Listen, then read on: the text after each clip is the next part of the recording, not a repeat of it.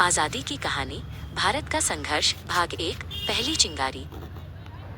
आजादी, ये सिर्फ एक शब्द नहीं, ये हर भारतीय की रूह की पुकार थी।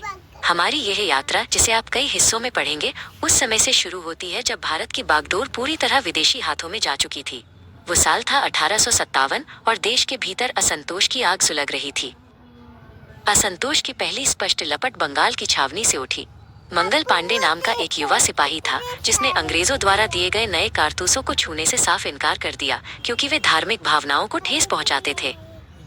29 मार्च 1857 को बैरकपुर में मंगल पांडे ने विद्रोह की शुरुआत कर दी। उनका साहस एक ऐसी चुनौती थी जिसने सदियों की गुलामी को ललकारा।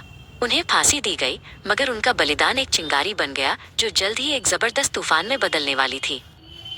विद्रोह की आग तेजी से फैली और मेरठ होते हुए दिल्ली पहुंची। बागियों ने मुगल सल्तनत के अंतिम बादशाह बूढ़े बहादुर शाह जफर को हिंदुस्तान का शहंशाह घोषित कर दिया। ये केवल एक प्रतीकात्मक कदम था, पर इससे संघर्ष को एक राष्ट्रीय पहचान मिली। इसी बीच मध्य भारत में झांसी की रानी मनु मणिकर्णिका एक अलग लड़ाई लड़ रही थीं। अंग्रेजों ने उनके दत्तक पुत्र को वारिस मानने से इनकार कर दिया और उनके राज्य को हड़पने की कोशिश की। रानी ने शांति से नहीं, बल्कि साहस से जवाब देने का फैसला किया। रानी ने कहा, मैं अपनी झांसी नहीं दूंगी। उन्होंने अपनी सेना को संगठित किया और किले की दीवारों को मजबूत किया। एक माँ और एक योद्धा, वो अपने राज्य और अपने पुत्र दोनों की रक्षा के लिए तैयार थीं। अंग्रेजी सेना ने झांसी के किले पर हमला किया। रानी लक्ष्मीबाई एक अभूतपूर्व शक्ति के साथ लड़ी। घोड़े पर सवार, तलवार हवा में लहराती हुई, वो अपनी सेना के लिए प्रेरणा का प्रतीक बन गईं। ये लड़ाई सिर्फ मंगल पांडे या रानी लक्ष्मीबाई की नहीं थी। कानपुर में नाना साहिब और उनके महान सेनापति तात्या टोपे भी पूरी ताकत से अंग्रेजों को चुनौती दे रहे थे। तात्या टोपे छापामार युद्ध में माहिर थे और उन्होंने कई बार अंग्रेजों को धूल चटाई।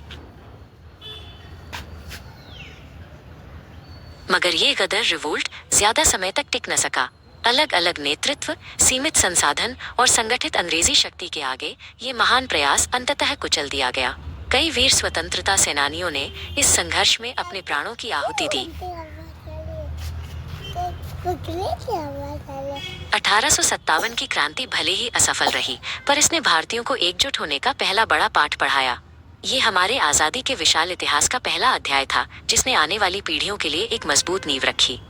अगला हिस्सा, एक नए युग का उदय और महान नेताओं का आगमन।